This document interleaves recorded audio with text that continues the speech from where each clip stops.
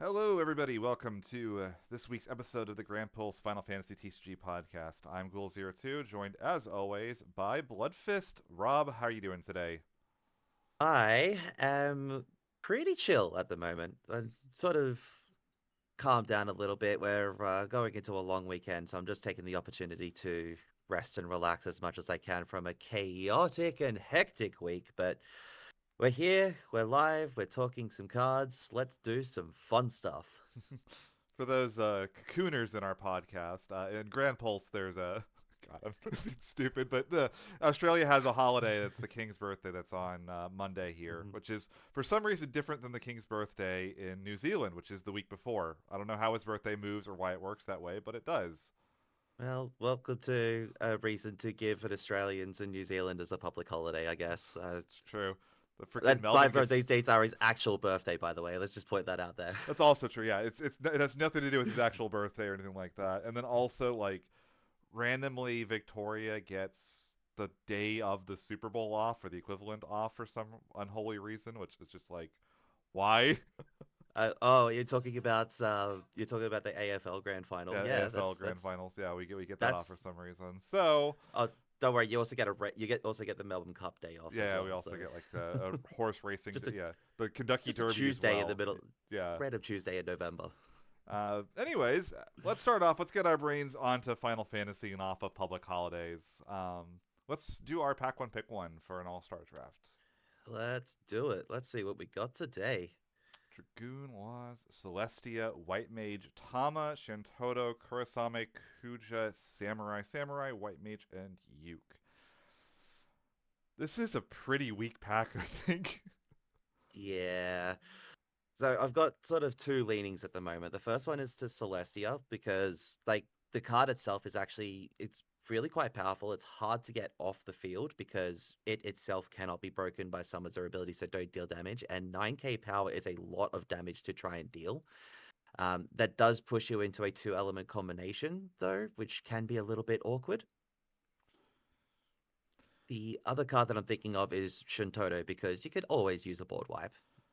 I mean, I love Shantoto LB. It's like one of my favorite cards. It's a little tricky in draft, and I think in the draft cube, I think Earth and Water are the two elements I want to be in the least, unfortunately. I think if this is me, I'm still probably taking Shantoto, but I'm looking at the Kurasame as well. It's got a burst. I think Warp plays really well in limited. Like this is a two cost 9k that draws a card in a Hmm. way. It just takes a bit to come in. I really like the Warp archetype. I'm like the only person that I think probably will ever draft that as well. So like I know that's going to be a lane that's probably open.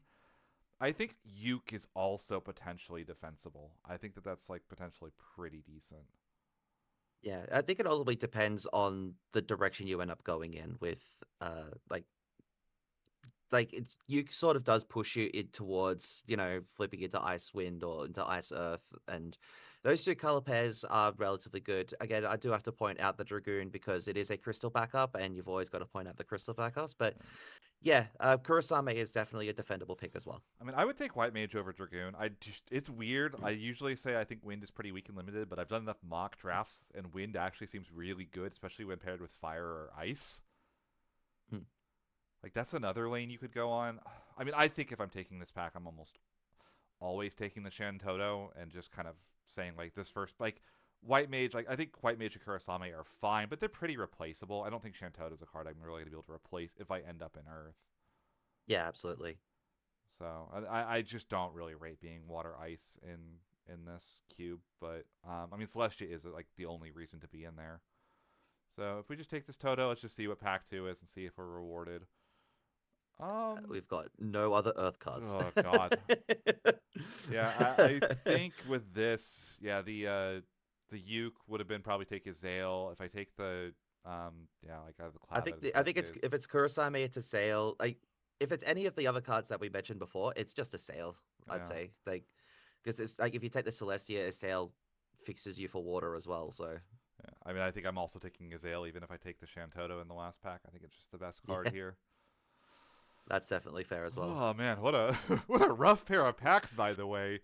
You are not Good. getting your entry fee back on that one. Yeah, like it's almost like what I was saying at the start. Um, maybe just ask for another pack. I mean, I will shout out. I guess you could maybe like you're in Earth. That's like the only element that can support slop, and Grahati is the slop card. But I wouldn't bend myself too early to go into slop. no. Slop chooses you. You don't choose to go into slop. All right, we are sufficiently warmed up. I think our FFTCG Good brains are times. turned on. Let's talk. You had an LQ this weekend. I did, and I actually performed quite well at it. Didn't quite get the win, but came in runner-up. So second place, 13-player event. You might recognize the deck. It's the same one that I used last week with a couple of slight changes. So what we've done is instead of going into the summoner-based backup engine, I've gone over to category 11. So you can see the star symbol there. You can see the blue mage. Gets the star symbol also gets Shintoto, which is also incredibly relevant. Karaha Baraha stays because it's Cat 11 and a summoner, so that's best of both worlds on that one.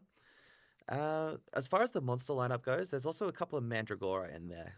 The idea with that was that you could use that in sort of the more grindy matchups, hit in for a point of damage, and then immediately cash it out to get any card in your break zone back. Now, it's important to note that does say card, not character. So if you've got any of your summons in the bin, you can pick those up too. Yeah, it's also just like it plays really well with Mira because like it if you're on damage 2, you attack with the Mandragora, it dies, you pick up the Mira, then you play the Mira, which brings back the Mandragora. You threaten to do it again next turn. It's not a forward on their turn, so it's kind of tricky to deal with. It's a big body, and then like in the off chance he's like, cool, I'll get a Heka and I'll wipe the board, or I'll pick up a Cecil for a Cecil spell. Like it's a very flexible card. Mhm. How did it Absolutely. perform for you? Like I know it's Cat 11 as well for Star Sybil, so like Star Sybil can kind of get a pseudo forward slash monster, but like it's not a card that's seen a ton of play. It's one I think has always been like kind of underrated, but Yeah, like I definitely rate the card as well. The only problem was that I didn't play a single grindy match all day. I, I, d- I should probably clarify that. All of my matchups weren't necessarily grindy matchups per se, but the games were pretty grindy. So my first round was Mono Fire, a slightly different build to the attrition based deck. It's just more like Mono Fire, good stuff. like They've Tyvis and stuff in there. Pretty much, yeah. Like very heavy on the Clive Ifrit package. So it's running the full 6 Clives. It's running the starter Zac as another way to sort of board wipe, which I Okay. think is really cool. Um, I mean, I like that card. My only issue with it is that like sometimes you'll play it, and if the 5K cleave kills enough forwards, it'll lose its own haste, which is like that is very true. But although I will make a note, I did actually see this played in a different event, and it was against Mono Earth, and the Mono Earth player was kind of not necessarily in tears, but just looking at his board state and looking at it disappeared. It was just like, oh, okay, I guess I lose the game now. I went to 7 forwards. No, I've got none. I've got 0 forwards now. I'm sorry. Um, but yeah, so it was a bit more of a grindy, uh, not necessarily like a grind out sort of game, but it ended up going into time. I was perpetually on the back foot for most of the game. A second Montleonis came in and sort of just cleaned up the scraps, so to speak. And like the deck is good at you know spot removal and like board wipe potential. Like if you have Witch, Cecil, and Mira out all at once, then you can very quickly make people's boards go away. But Monofire is just as good at making people's boards go away as this deck is. So I always think that like lost the playing against Fire is always weird as well because it's like they kind of just get to the 5 backups and they just get to hold a loaded gun at your head the whole time, and it's like cool. You better have the Mist Dragon and the Leviathan, or it's 2 hasted forwards that are going to just demolish you. Yeah, and there's some really powerful entry effects in fire as well. So you can just imagine, like, what one of them just brought back a Cloud and a Clive, and it was just like, okay, I'm going to eat 3 cards from your bin and draw 2 cards, and then I'm going to hit you for 2 points. Or And like then I'm gonna that's bring back Blue Clamont. I'm gonna punch you and then punch this thing for 7K. Then it has haste, so it attacks and punches again. Yeah, it's just disgusting card. it's a bit silly. So it went down in that one. The next round was actually up against my old stomping grounds in Mono Water Monsters, which was actually quite an interesting matchup. We did some witch-based mutually assured destruction for a few turns of the game, but in the end, I was able to sort of stick a board which had more monsters on it, and sort of just attrition them out and got across the line in that one. Round three was I kind of want to say arch nemesis in Gigawall at the moment because that is a bugger of a deck to play against. Like, holy cow. Um, as we were discussing sort of last week, right? It's you don't know what it's going to do until it does it. Yep. Um, No, it, it, so my it won the Materia Cup, which we didn't get to discuss, but it did end up taking that down. We called that, by the way. Yep, But also, it just took congrats down the KP. most recent Masters event. Like the deck Hmm. is doing exceptionally well, which makes sense. I mean, like probably its biggest nemesis used to be kind of Mono Water and Refia, both of which have kind of disappeared a little bit for now. And Yeah. like even the Refia lists that are playing are like the Bart's variants, which weren't the ones like the ones that really struggled with were like the EX burst heavy ones potentially, and like the right 6 cost Leviathan or an Amaterasu on the entry of the Giga Wall is like the big issue for that deck. But man, when you don't have those in the format and you just randomly die sometimes to special Greg attacks you 3 times, like Yeah. So in this particular match, I actually managed to burn out all of the wall specials quite early, just because of all of the ridiculous targeted based abilities that you have access to. Shadow Dragon is really good in the matchup because it blows up 3 drops, which by extension means that Cloud is really good in the matchup because it blows up 3 drops, which by extension means that Limit Break Golbez is really good in the matchup because it blows up 3 drops. Um, there's a lot of things that blow up 3 drops in the deck. I've started to sort of point that out. But yeah, so it was really, really tight. Got set to, I think, 5 points of damage really early on. But I believe this was the game where I actually got to double dragon twice. So if you're wondering what I mean by that, is if I have 2 Shadow Dragons in my break zone and I play a Golbez with a Witch in play, I can pull a Shadow Dragon out of the bin with the first trigger, then throw it with Witch and then get the second one out. yeah. So I got to do that twice in that game. Even funnier, by the way, if you do this with Cecil in play, because then you animate the Shadow Dragon before throwing it, so you also get Mm-hmm. a 7K ping as well. Yep, it's absolutely hilarious. So, Um, so we managed to get across the line in the end. Don't ask how. But at this stage, all 3 of the games had basically gone to time. Right, I just and I'm already sort of exhausted from just like the work week and starting to get a little bit under the weather. So I'm already just like, okay, I'm exhausted. This is just it's going to be tough to get through the final game. And then the final round pops up, and I'm up against the Windwater Monsters list, the one that Eureka took to second place finish at the Standard Championship, and I am terrified because historically, uh, wind matches up really well into water, and this is basically a mono wind versus basically a mono water matchup. It's just one of those sorts of games, right? Um, the whole time I'm just trying to keep parity and I try to get sort of stuff. I never get Luso 7, um, but there's just so much unbelievable spot removal and the like, and we're doing the witch mutually assured destruction thing again, and we're going to a deck out timer. I think at one stage I had something like 6 or 7 cards left in something like that, 7 cards left in deck, and My opponent's got 9, but they don't have a board. So I'm just I rush them down to uh three or four cards left in deck. They take their turn. We're in turns now, and we draw up, and at that stage, I'm just like, okay, so I've got you to the an extended sort of board state of damage. I have board state as long as I can keep parity and stuff like that. Um, Eventually, is sort of like a um, last ditch effort from them, and it ends up just not paying off, and I get across the line by the skin of my teeth. It was an absolute war, um, but got across the line.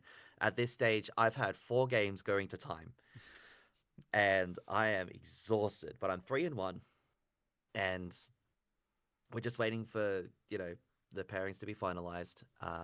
Make it into the top cut at 4th place. Unfortunately, that meant that another 3-1 actually did bubble out. So my apologies to Mark for that one. But we go up against Braden, who is known for playing knights, but he's not playing knights this time. He's playing Gigawall. Oh, cool. Just another fucking flip 5 deck. Got it. Yeah. Another one of the Coco decks. As someone called them the Coco decks. I kind of just like Whi- that. The Whiskey, Coco. Okay, so game one, like that. Now we're into time best of 3, right? Game one, I get largely run down. Gigawall does Gigawall things, and you know the game ends relatively quickly.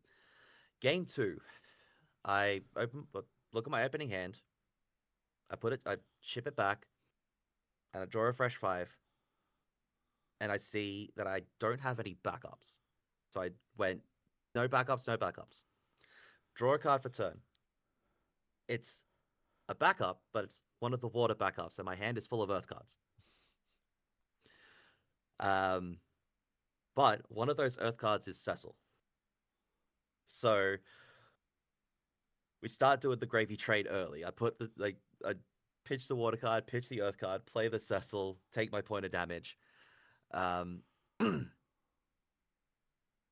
Braden just goes, okay, if you're going to play like that, I'm going to just straight jam Gigawall. So straight jams Gigawall, um, hits hits a backup and a forward, both of which draw a card. And I'm like, okay, um, this could be a tough spot.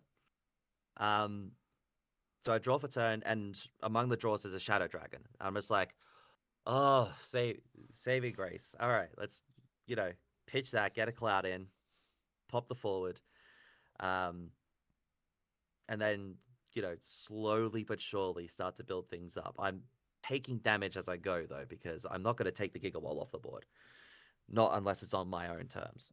yeah.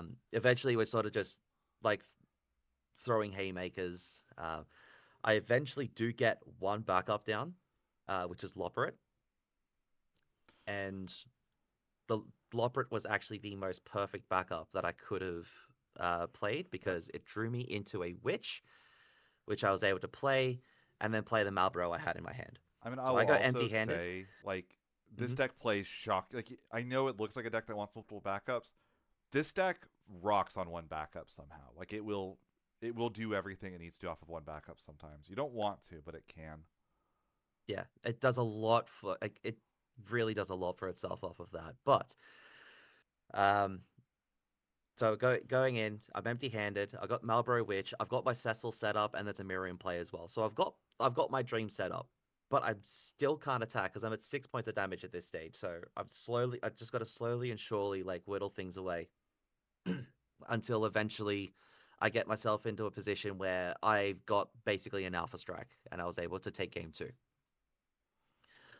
Game three was a bit more of positioning and posturing and stuff like that. I managed to get an early Shantoto down to clear a Gigawall board, which is immediately met by Gigawall.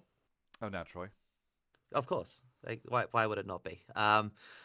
But Uh, the crucial mistake in that game actually came from an attack step. So I had Cecil out, and then I had Shadow Dragon and Leo. Right, I had a whole bunch of other forwards out, but they were all tapped because the I Axar had done shenanigans the previous turn. So it attacks with the Axstar, shoots the Leo. Leo dies, 7k the Gilgamesh that was in play. I then switch on Shadow Dragon and then block to do another 7k to the Gilgamesh.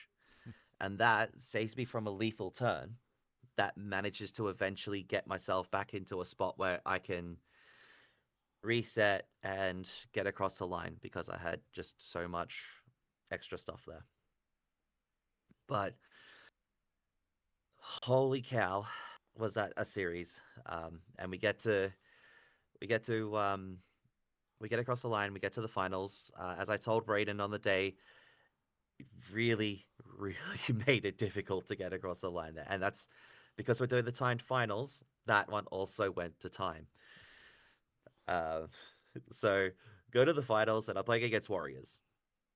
And game one, Warriors do Warrior things. I try to stabilize and catch up, but I don't end up getting there in time.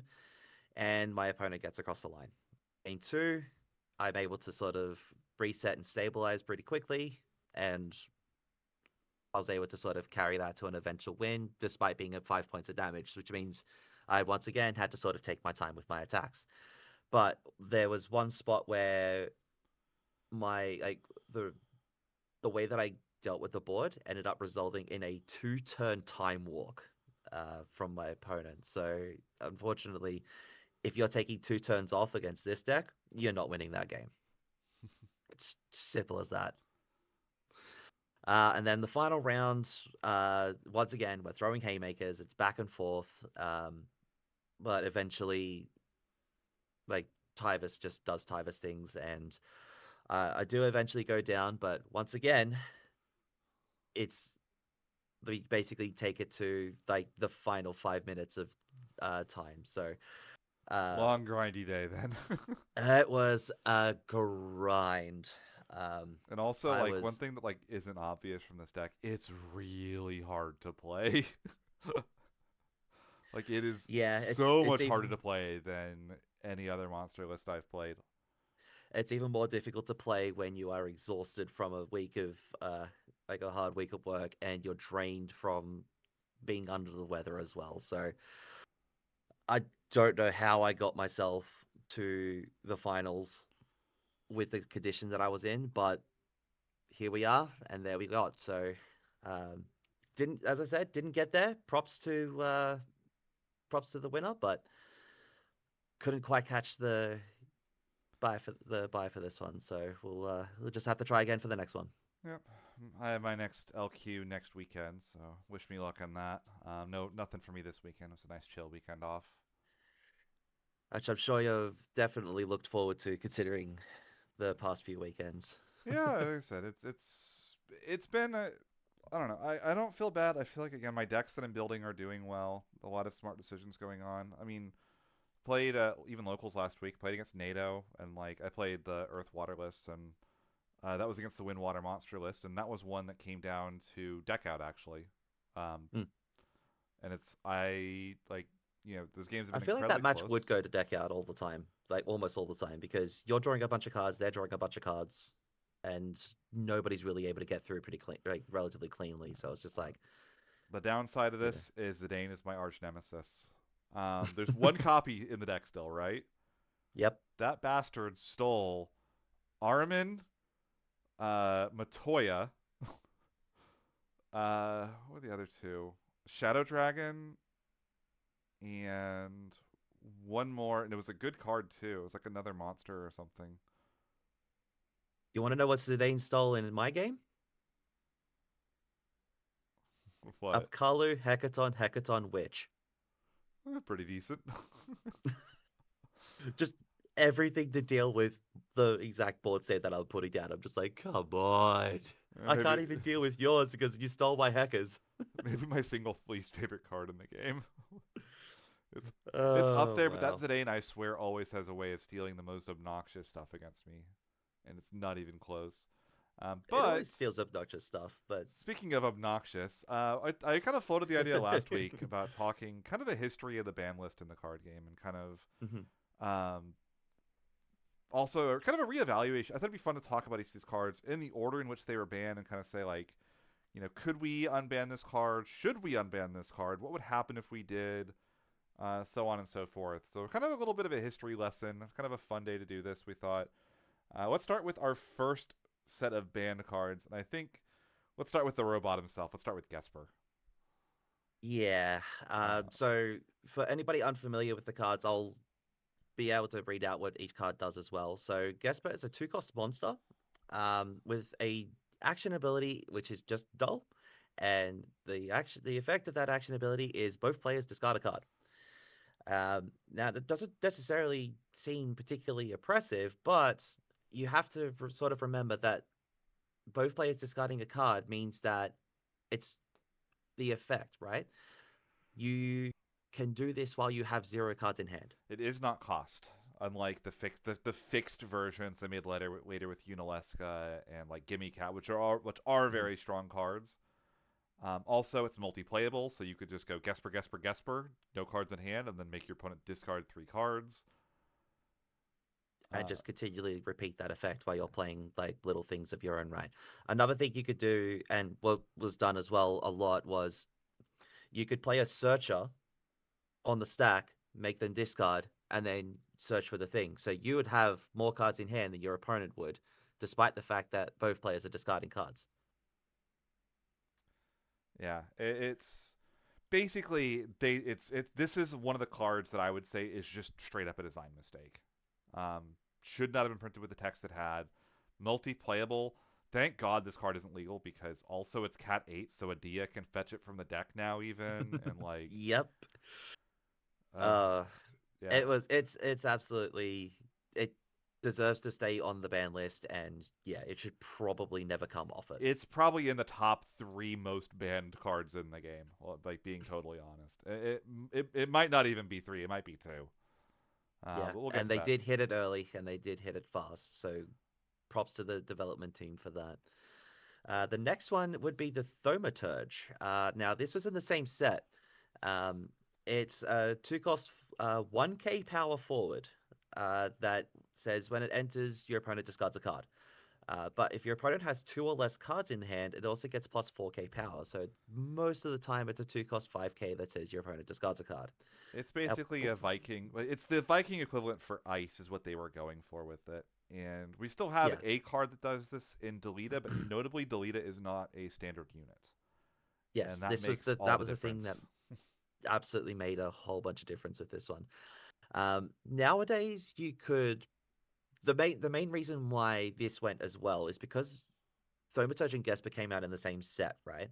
So they basically did exactly the same thing at exactly the same cost at exactly the same time. So if you've got 3 Thaumaturge, you'd play all 3 out. Your opponent discarded 3 cards. If you had 3 Gesper, you'd play all 3 out. Your opponent discarded 3 cards.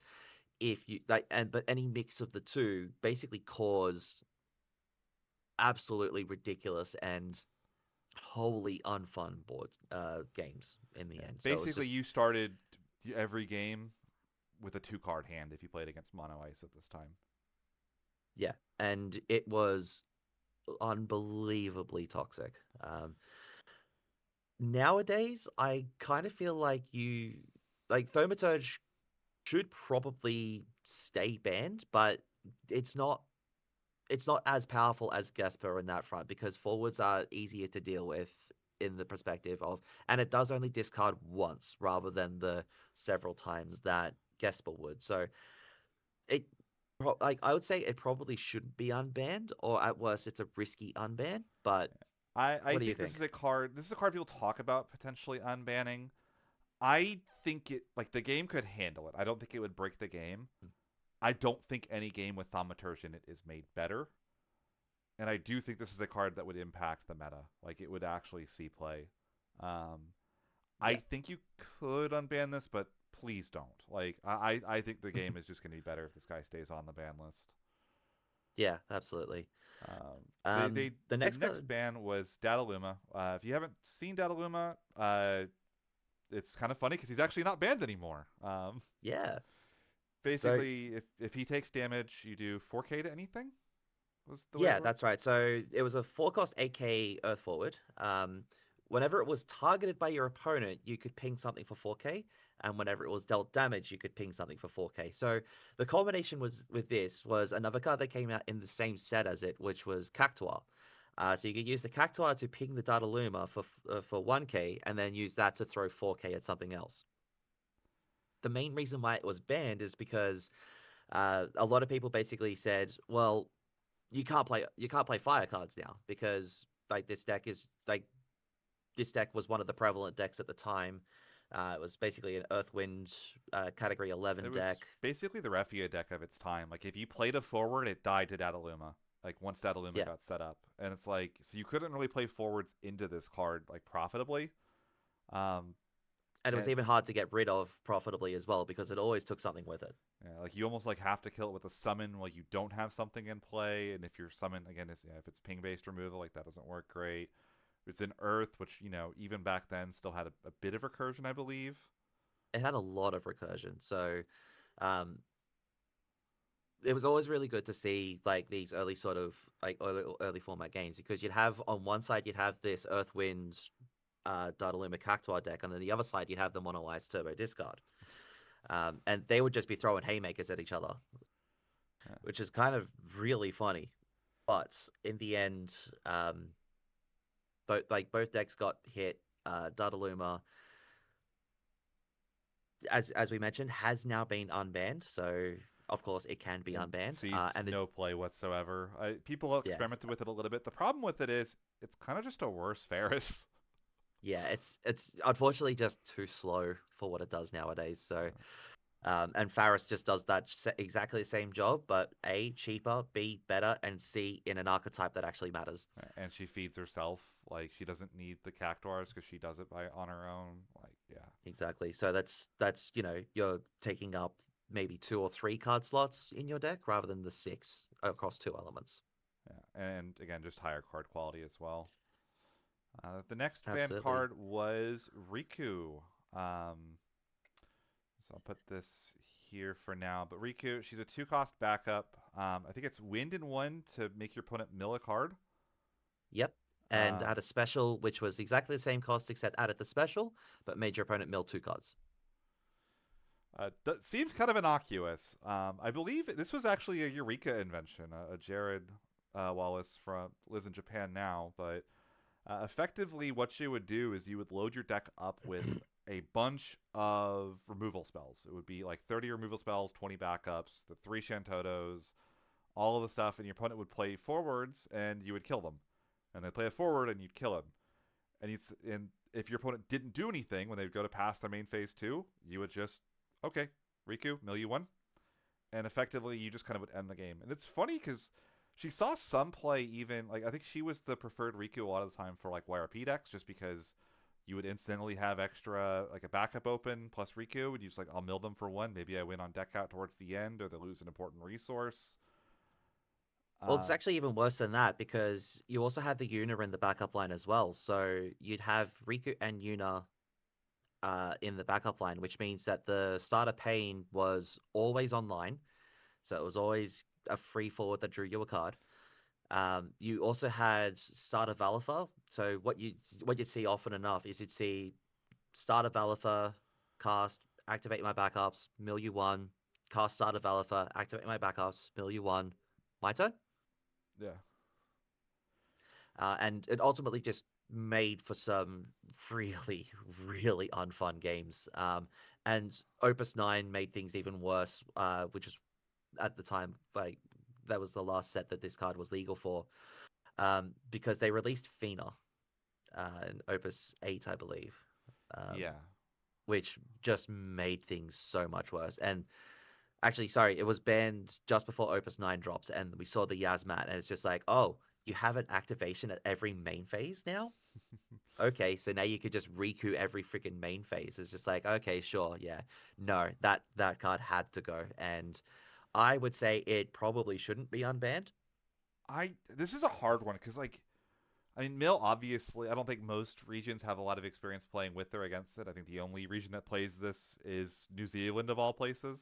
Um, but like that deck is actually kind of real, and it's actually gotten a shocking like Beldat.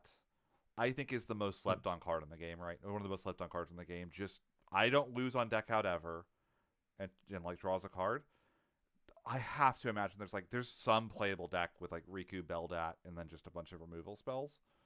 But like, is that deck Yeah, top tier? I don't know. Is it a problem?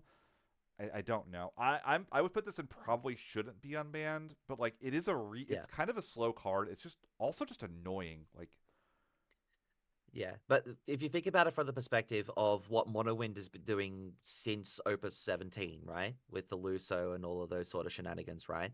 Can you imagine if you had a mill one on top of every single activation that you had for a turn? yeah, I don't know how much that really matters. Again, I don't know if the mono index would play it at that point because like it's not a backup that advances their game state, and so much of mono wind is based on this critical mass. Like it's a nice ability to have for sure. Like oh, I've got the free 2 CP anyway. I might as well just mill them for 1 anyway. But like I don't think you're going to mill them enough where you're still going to win on deck out. So it's just kind of Yeah. being annoying for the sake of being annoying, and you could play backups that actually advance your game state.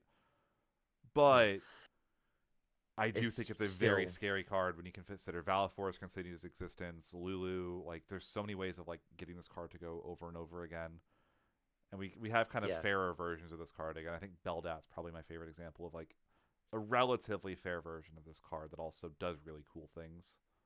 Yeah, absolutely. But I would say it probably should just stay where it is. Up next, the next card that was banned was actually Guido. Now this you got like we're all gonna have a bit of a laugh about this one, but um, let me read you the text. So it's a 3 cost water backup that doesn't activate during your active phase. But you could pay 1 CP, 1 water CP to activate itself. And then it's got an action ability which is completely irrelevant to what the card actually does. Like I the mean, like simple thing is, so. yeah, It allows you to put a 4 to cost 5 of your opponent controls on top of their deck.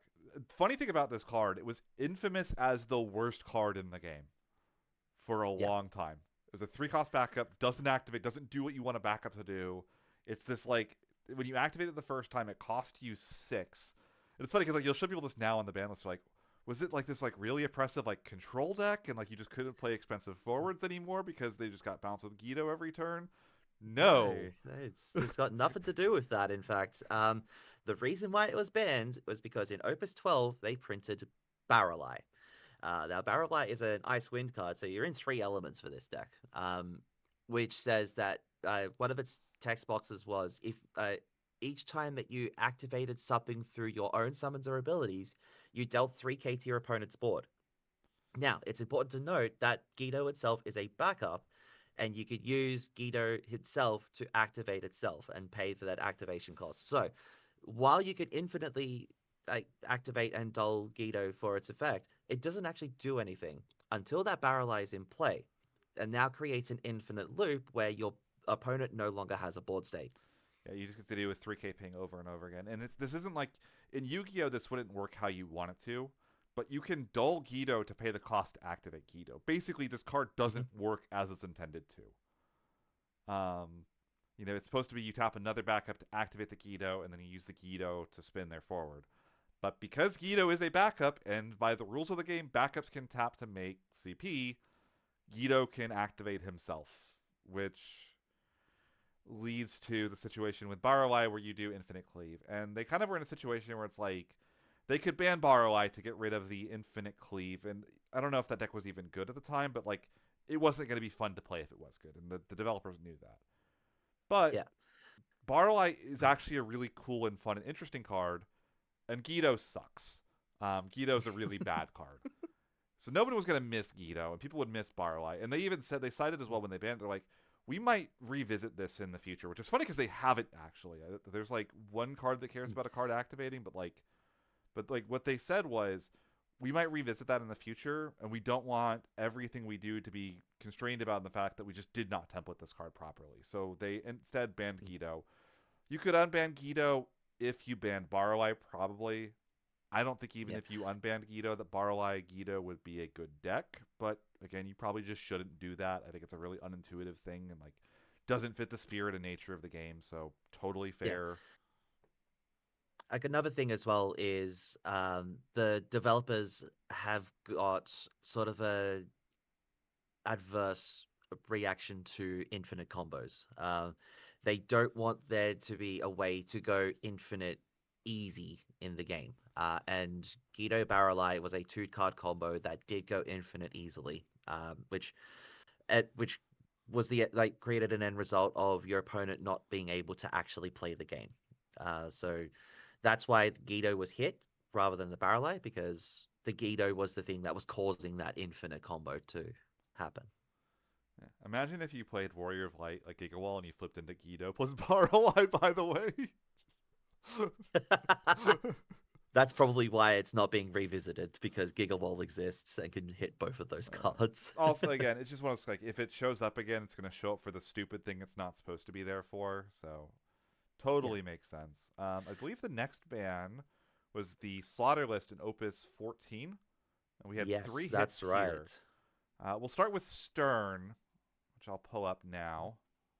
Yeah, that's one of the other cards that could just basically never be unbanned. This is So arguably the strongest card in the history of the game. yeah, so it's a 4-cost 9K Dark Forward that says all your forwards cost 1 less. That can't be 0, but it has an action ability that says you can remove 4 forwards in the break zone from the game as a cost. So it's not even you're not even spending any CP on it. You're just eating 4 of the cards in your bin. The effects were removal, removal, or surviving removal. Yeah. Um, it was just the most free card to ever exist, and it should not have existed, to It be honest. broke the rules of the game in every single way. This thing made Chocobos the best deck in the game by just changing Mm-hmm. the rules of them. Every single think about like every 3 cost forward, and like they're all balanced around costing 3. Well, when they don't cost 3 anymore and they cost 2, now you don't have to discard 2 cards to play them from hand. So this Stern Chocobos deck would end up like turn 1 would have 4 forwards in play, 8 forwards in the break zone, and say you're dead in 2 turns. But also, any board wipe has to be outright break. Like you can't do damage based removal because he also can just give everything 4,000 power and brave. And you can't block it because even though all the chocobos are really small, the moment you block, either he's got the 7k ping to kill the forward, or all my Your stuff gains entire forward 4,000 gets power. bigger. Yeah, like and you couldn't play monsters because monsters died to Stern as well. It did everything. Yeah. Uh, And it was just way too free to do everything anyway. So, but there was also another deck that used Stern Leonis, and it was a version of the Vestale deck that we've all come to know and love nowadays. But now think of it as instead of everything costing 5, it now costs 4, but still gets affected by Vestale's draw 5. So you sort of just sitting there like you've created a paradox where you're playing these really powerful high costed forwards, but they're not as high cost as they should be because of Stern. And yeah, like Stern is just the most banned card that I would ever think to. So like it stays in the like absolute most banned. it's It cannot debatably be the most unbanned. powerful card in the history of the game. Yeah, Like it it should is. not ever be unbanned ever. The next card they banned. So that the 2 best decks at the time were considered to be the Stern Chocobos deck and a deck that people called Sophie Doga. And you'll notice that both Sophie Mhm. and Doga are on this list. Doga Yes. is outright banned. Hmm. We'll start with Doga. Yeah. So Dogar is a 6 CP Earth and Water forward, 7k power. Um, for every 3 summons in your break zone, he gets plus 1,000 power. When he enters the field, you draw a card for each summon you discarded to cast him. So you just basically go pitch 3, play Doga, draw 3. Um, and then whenever Doga attacks, if you've got 9 summons in your bin, you can cast a summon from your hand for free. Now, it didn't really need that text bit of the text box, but it was useful to have because the whole idea behind these sorts of decks was that you had about 30 summons. You played And 4 backups normally and 30 summons effectively, and then like a very specific lineup of forwards. yeah, and all of these summons were earth and water, so you could almost always play Dogar for cheap slash free, and you would always get some sort of value out of it. Like it was a free forward. Um, And not only is and it a free forward, it's a deep draw engine. Like you didn't just like Mhm. pay 2, draw a card. It was no, discard 3, draw 3. So you always found your answers. You always found your action. You always got your Sophie online as quickly as possible. And you'd end up in a Mhm. situation where you'd go turn 1, you'd go pitch, pitch, pitch, Doga, pitch, pitch, Ursula, bring back Sophie, do your opponent a point of damage with Sophie, and draw a card. You'd have 4 cards in hand. Meanwhile, your opponent has to answer their field because they're dead, Mhm. and you would still have 4 cards in hand. So it's like, cool, you wipe my field. I just do it again. I'll play another Doga and ditch 3 and like do it, the same thing. Um, and then if you were the aggro deck into this deck, it would just play like it had 30 summons. It didn't try to cast 30 summons. It was just cool. Here's 3 Remora. Here's 3 Lev 6s. Here's 3. I mean, Mhm. you would see some of these decks on like Zeromus the Condemner and like just like stupid EX burst that just like did Yeah, not just exist. But it's like, high power removal. yeah, it's like cool. I don't need any of this to happen, and maybe if I get this to 9 summons in the break zone, I'll cast one of these for free. But if not, it discards Sadoga and Ursula the same, or Yeah. Lena the same. The deck also ran Mastery as well, so it was able to use all of the summons in Eventually its it bin did, to but just yeah. fuel itself. Yeah, but it was a silly, silly deck, and it did silly, silly things. Doga was a very deep part of those silly, silly things. So it is banned.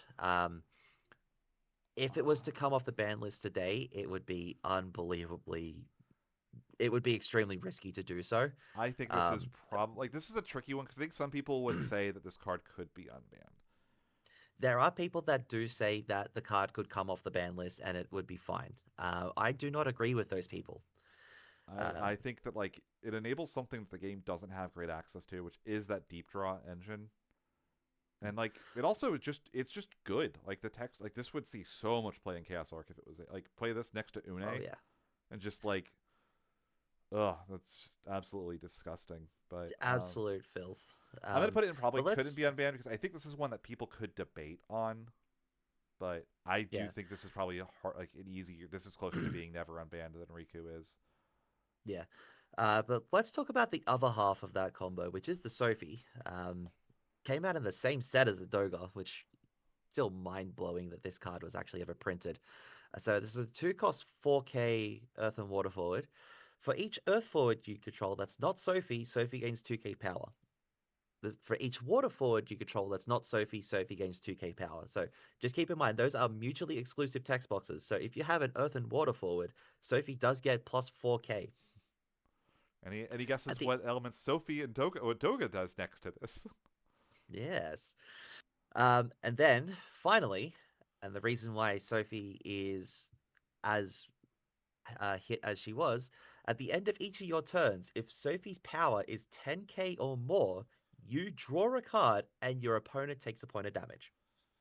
So you would get to these absolutely insane board states where you no longer had to attack and your opponent could not attack you. Yeah, I like, and on top of that, it's just like it's a very fast clock for a card, Hmm. and you can almost ignore the Earth and Water on this card. I mean, people still cast her for Earth and Water, but a lot of the time, because she's a monk, there was the Ursula legend printed a couple sets ago that could revive her. These decks would be on the Opus 3 Lena because it could revive either Sophie or Sarah Mobius, depending on which half it was missing. And all you needed was an Earth Water forward and an Earth or Water forward next to Sophie, which very easy to do. And she would be live, burn your opponent out of the game while also presenting like a defensive wall. Um, this deck didn't die to Shantoto as well because of the way, like, first of all, you'd be on 3 Sophies, and second of all, because Ursula could always sack Sophie to punch herself. So you Yeah. would just it's like, okay, cool, you're gonna remove my forwards from the game. Well, my forwards are in the break zone now. Yeah, Um, which means my Kusith can get them back, this and then I can yeah, just so do the whole thing all over again. But again, it was the main thing as well is that it was at the end of each turn, so you couldn't am at this. You just had to find a way to strip it of its text box, which Cucullin was out at the time. But guess what? These decks were also running. That's right, they were running Cucullin themselves because of course they were. like there were It's a only two burst. matchups you had to play into. It was the Sophie Dogomir, and it was this some version of Stern decks, usually Chocobos. And Mm. Kuchu both is a good EX burst, and these decks are incredibly aggressive. Um, Yeah. Now, we will make a note. Sophie isn't actually completely banned. It's what's called restricted. So this is when they started deciding, okay, like if we do need to sort of hit legend rarity cards, because Sophie is a legend rarity card, we don't want people to be completely like people have spent money getting these cards and getting playsets of these cards. We don't want them to be like completely upset that they're locked out of them. And so this Sophie was only printed in this set as well. So what we're going to do is we're going to restrict it. So you can still play the Sophie, but only at one copy. So it did sort of hamper a lot of what Sophie was doing like back then. And so you're not going to see the sort of absolute madness that they were doing back then. But you do still see Sophie occasionally in Mono Earth decks because Mono Earth is a deck that's infamous for deploying a whole bunch of forwards and basically just saying, "Here's my brick wall," and Sophie just comes down and says, "Okay, now my brick wall is killing you without actually attacking you." So there's a couple of ways to look at yeah, it. I will say I love this card. It's one of my favorite legends ever, which is funny because that was not the case before she was restricted. I hated this card, but she is really really fun to play with. If I could pick any Yeah, singular card to come off the ban list, I think Sophie at 3 should be tried. I think that would be really cool. I think it'd be really fun. I think that she opens up some different play patterns. And it's funny because I brought this up to Chris Lopez at Worlds, I think it was last year.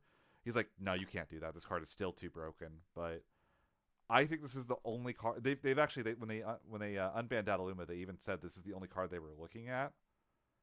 I think there's the yeah. potential this card would be really cool and could be unbanned without being problematic. She's not a faster clock than anything that like 13 or Gigawall or Knights is doing. Like this card is awful Mhm. into Knights. Um, Yeah, there's so many incredibly fast, incredibly powerful decks that are out there right now. And Sophie, even though she doesn't read like a control piece, she is very much more of a control piece. So maybe like something a deck like Chaos Arc could use this, like could use the card as sort of like a okay, now I don't have to attack anymore. I'm yeah, just going to sort of une you out with Chaos in play, which the deck is trying to it's do anyway. So like it's I reckon it would be a fine card to sort of to unban. It would be dangerous, sure, but it could probably come off the ban list, and I genuinely don't think many people would blink an eye.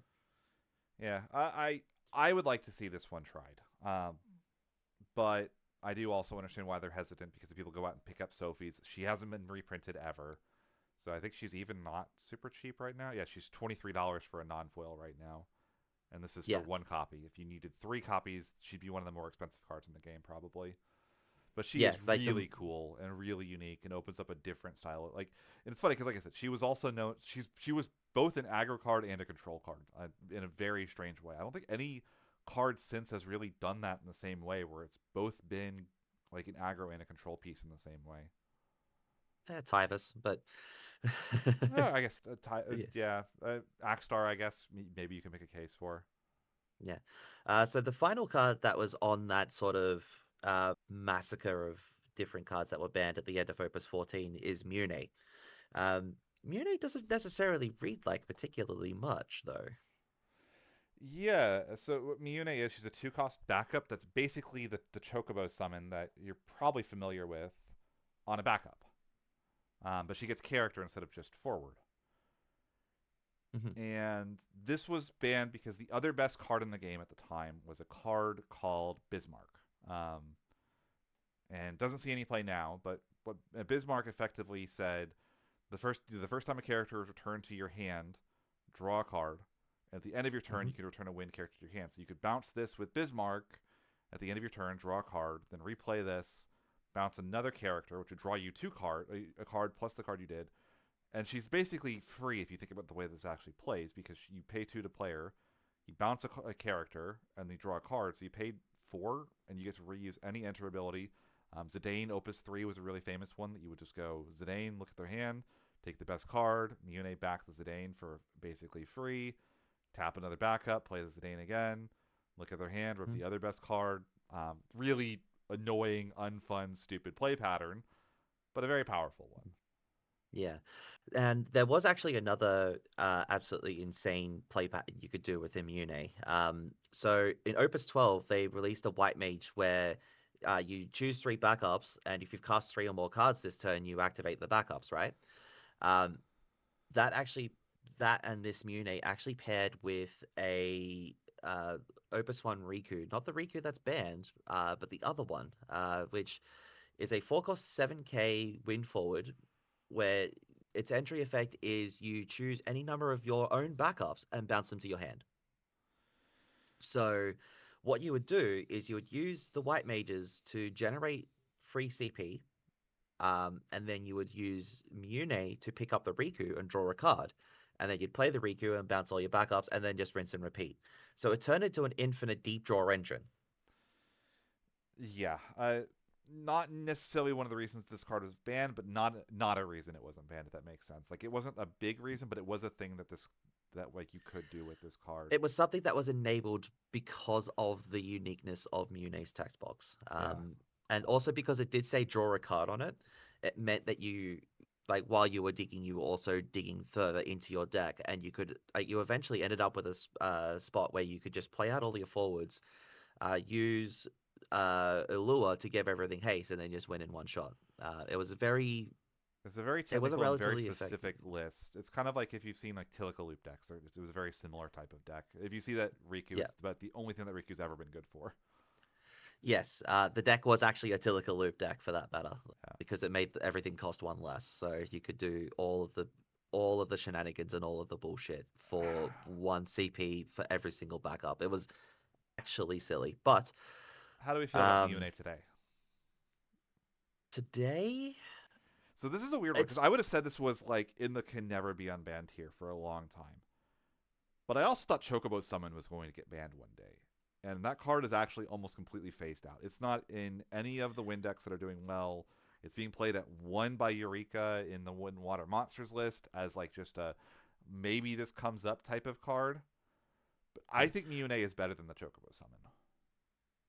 so my sort of thought process at the moment, based on like the modern environment, is if you were going to unban it, it would be extremely risky.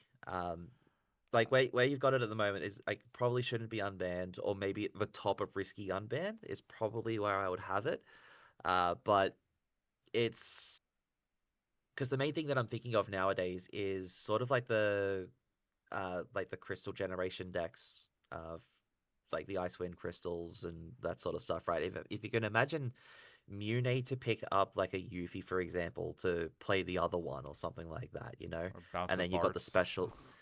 Yeah, bounce a Barts, draw a card, free play the Barts because you've got the crystals already, like that sort of stuff. Like it's really, really hard to sort of justify it coming off the ban list. Um, but it would also make things somewhat interesting if it did. But I'd probably say, yeah, it probably couldn't be unbanned, Yeah, or I'll probably put it shouldn't in be unbanned. probably shouldn't be, and probably I think below Doga at this point, but above Riku. Yeah, Up next we have Mashuri, which is the just other half of Stern Leonis. yeah. So as they do, this was kind of a cycle, and Stern cared about forwards, Mashuri cared about summons. So your summons is reduced by 1, and you can remove 3 summons to do one of 2 things. You can either draw a card, bounce a forward, or make your next summon cost 3 less, which is kind of like drawing a card. And Yeah. this card is stupid. um, I would argue that Mashuri is almost a better card than Stern, but works with a worse card type. Because Mashuri To an does extent, yeah. she does several things that Stern doesn't. First of all, she draws cards. which is already scary. And notably, what would Hmm. happen is sometimes you'd get to the mid late game and your opponent would draw Mastery, and they would play her, and it would be like in when the last Infinity Stone is completed or whatever, and like all the power surges into his arm. They just like, okay, Break Zone's gone, draw 4 cards, refuel, do all my stuff. Yeah, but it's also removal in its own right because it's bouncing things to hand. So it was actually an excellent piece in water decks. Actually, Yeah, water really took advantage of this with Opus 10 legend Folker. Um, now, what the Folker did was as a three cost 7K, it had 3 different activation abilities, which did really powerful things. I believe the first one was something like activate either itself or a couple of forwards. it's The activated forward in the second one, backup. Second one is yeah, return a forward your opponent controls to its owner's hand, and the third one is Folka cannot be I believe the chosen by your third opponent one, summons their abilities this turn, so she's yeah, it untargetable. was hexproof. So it's just like, okay, sure. Um, but the crazy thing is, it fueled your break zone for Mastery. So early game, mid game, or late game, you would have everything you needed for Mastery. And something else It to was note as so well, stupid. probably the other biggest reason that Mastery got banned, beyond just being crazy, like stupidly powerful, is she protected herself. If you went to kill her, she could always remove 3 summons from the break zone to bounce herself back to hand, and then they could just replay her the next turn. Yeah, and it's even scarier when it comes like when you think about the deck that it was played in, which was the water deck. It's Job Princess. Yep. It has about 30 ways to search for it in the deck. So it's just like you could always have access to it. Like early game, mid game, late game, it did not matter. You had access to Mastery, and every single time it always turned the tide of the game into some ridiculous fashion. It is bonkers, and it should never be unbanned. Yeah. I do think it's less powerful than Stern and Gesper just because summons can't win the game. That's always been the only issue with Mastery is Mhm. that you could play 20 or 30 summons. She could draw you 4 or 5 cards. She could not actually play things for cheaper that actually won you the game. But I did play games with this where Mastery basically soloed. I had a deck with 30 summons in it one time, and I remember playing Mhm. against Travis, and Mastery legitimately came down. It did 7 points of damage by herself. Yeah, and that does not surprise me in the slightest. The deck, like we're actually at a stage where we are experimenting with different mono element mastery decks, right? Like oh, mono fire mastery. Okay, you got Braska, so you've still got a way to discard your summons, but now that's removal as well. Um, what's the mono lightning one look like? Oh, okay, yeah, sure. What's the mono wind one look like? Okay, so that's chucking stuff around and stuff like that. What's the mono ice one looking like? Can you imagine ice with the ability to just chuck Shivas in the bin for no reason and then use the big Shiva to like completely clean house with it? Yeah, it's Ridiculous. yeah, incredibly powerful card. Another card that it's funny when you play with her, she's really fun. But the other thing that's annoying about this is you had to like preemptively, you had to play really weird against her. You'd like Miss Dragon proactively because the moment they played her, all of her text was live. Like if they go to Miss Hmm. Dragon, it would just say, okay, cool, I draw 3 cards, because I'll just, they're gonna go away anyway. Bonkers powerful card. I Absolutely believe stupid. the next ban list was It was Althea and Sil. Sildra. Let's talk Sildra first. I think it's the bigger one. So Sildra is Mm. a summon. I think it's the only banned summon, and it's effectively a double demonic tutor. So 4 cost summon, search for 2 water characters, 2 cat 5 characters, or one of each. They had to be a different cost, Oh no, he but says. yeah, this you can't print this first line of text on a card, and So one of the things that the water decks were doing for the longest time while this Sildra was unbanned was they would run like 7 or 8 backups yeah, and 3 Sildra uh, because each Sildra represented 2 backups. and there's the unit that reduces the cost by 1 as well. There's a summoner backup that gets back a summon from the break zone, so you could go search Yep, that, and that would pick it back up. This is yep, also this is the card that losing it killed Rydia as well, because Rydia's whole goal was to get to 4 counters, so you could cast this card and then set up the rest of your game.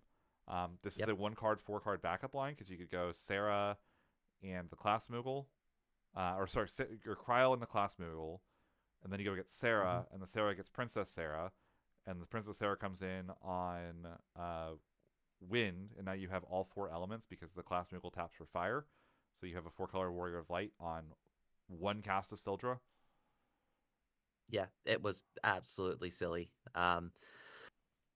As far as whether or not it can be unbanned, no, it just can't. Like, Yeah, can you imagine? Can you imagine running that card in Refia back when like Refia was allowed? No, just no. yeah. Sorry. No, Like it's the deck is already like at a high propensity of Category 5 characters in it anyway. It doesn't need more. It doesn't need a reason to go down to like 10 backups. it also Cat 5. It could search Bart's now. Like it was actually there Yeah. was a Bart's a Bart's deck that actually played this as well, even back in the day. And it's funny, banning Sildra Yeah. basically killed that deck outright. But it's Hmm. funny because there still is no four cost water summon that says draw to, but they printed one in the 12th set of the game that says search to, and I genuinely don't know what they were thinking with this one. I don't think they were thinking. Um, So such a stupid card. and then we had Althea or I think it was I forget because I know that Tori always laughs at this because this is the one that no one pronounces the name properly because no one played Crystal Bearers. Probably like Altair or something like that. Yeah, Don't know. it's not said how you think it is, but everybody called her Althea back in the day. Um, and she is interesting. She's a princess, three cost. When she enters, you choose a character and activate it. Usually, this would be another backup. So she was kind of a two cost backup, but only if you had another backup in play. I don't think we have a lot that does that nowadays. Like that sees Not play anyway. really. Yeah, not Um, really. But the main thing that was the draw for this Althea was that action ability, which is you choose one character other than Althea that you control, and you bounce it and Althea to your hand. and this is just a line of text that they just you can't print. So I mean, granted, it's a little bit slow because you can only do this every other turn cycle, and she is a Mhm. three cost backup that only activates a character when she comes into play, so she doesn't impact the board that much when you first play her. But there are so many ramifications because effectively she represents infinite value, infinite ETBs. Because you could say, okay, I'm going to just keep replaying this Zidane. I'm going to rip a card from your hand every turn. Althea lets you do that. You can also bounce Althea and then replay her in the same turn sometimes, and then she's live the next turn. You Um, remember that Bismarck that we talked about just before? yep. Yep, draws you a card in the turn as well. So, Uh, uh, she's also mm, protection. Your opponent would go to kill your most important forward, and you would say, "I'm going to put it back in my hand," and that would return the Althea to your hand. So then the next turn they could play the Althea and then replay the forward, and then yeah, you'd be right back where you started. yeah. It's a card that also represents 4 CP that you never had in your hand before. So if you were really desperate to cast a specific card, you could just Althea to pick something up. Then you've got two cards in your hand plus the other cards that you had to cast the card that you were desperate to cast. So it was kind of silly what you could come up with. So it Uh, it essentially represented quote unquote infinite CP. It represented quote unquote infinite entry effects. and notably, you can bounce backups with this as well. So one of Yeah. the things that they cited as well was that you could replay Shantoto every turn with this, Mm-hmm. and effectively make it very difficult for your opponent to kill you. That was a defensive line option the deck would do. And another thing is this card also is one of those cards that doesn't work how it's intended to. When they printed Evray in Opus 19, and Evray says choose a Oh backup, God. activate it. Yeah. Um, I had a turn one time with this card where I activated Althea 3 times before she returned to my hand.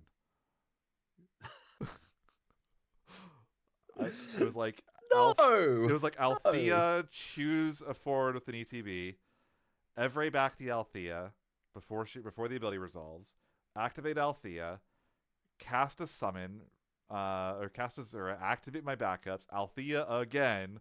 All of my stuff goes back to my hand, including the Althea. Yeah, and then you just restart all your cast Uh, triggers again and then you because go, yeah, why the hell not? Lulu, Luso, Rosa, and to do the whole thing. Um, Uh, if there is a downside to this card, it's that she's slow. She's very slow.